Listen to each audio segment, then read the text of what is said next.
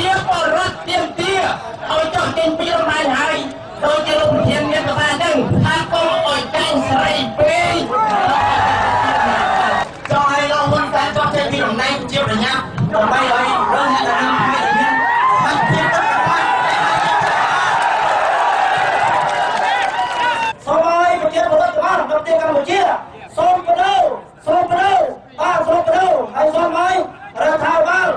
ចាត់ចោលចេញហើយយើងនឹងលើករដ្ឋាភិបាលថ្មីបាទសូមអរគុណបាទ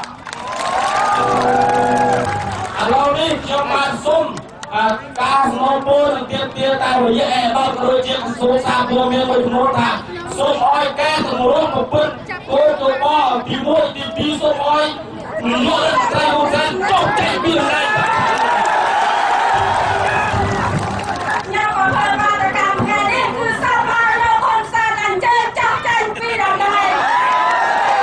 ហើយសូមប្រាប់ទៅនិងសូមប្រាប់ទៅតឡាយការប្រព័ន្ធតឡាយការស្រុកខ្មែរសូមប្រកាសឲ្យចាប់ឈប់បណ្ឌិតដាក់គុកឲ្យបាន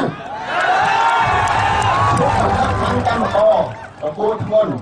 ហើយជាពិសេសលោកឈៀមតំណាងនេះចាក់ឈៀមដាក់គុក3ឆ្នាំហើយមួយទៀតผมដូរលោកហ៊ុនសែនដែលជាមនុស្សទាំងសាកក្នុងប្រទេសកម្ពុជាឲ្យចុះចេញពីតំណែងលោកហ៊ុនសែនមិនចាក់សំធ្វើជាមេដឹកនាំពីព្រោះលោកហ៊ុនសែនជឿនរឿងលំដាប់កបត់សំដីខ្លួនឯងប្រៀបបានដូចជាតែទៅ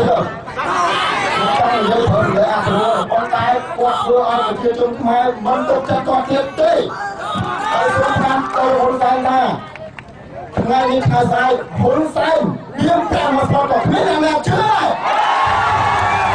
ហ៊ុនសែនបើស្រឡាញ់បើជឿទុកចិត្តសុំចុះចេញពីតំណែងលោកធ្វើជានាយករដ្ឋមន្ត្រីទៀតទេប្រជាពលរដ្ឋខ្មែរយំរាល់ថ្ងៃលោកហ៊ុនសែនទៅលួយណាសូមលោកហ៊ុនសែនចុះចេញ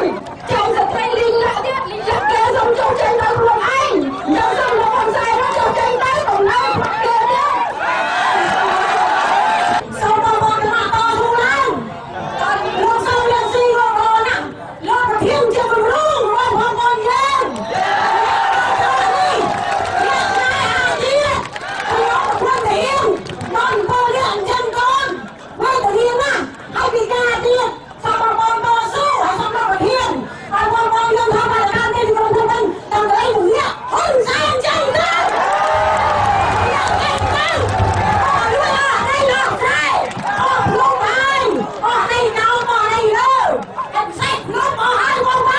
ងសូមនិយាយដែរមួយម៉ាត់ទេ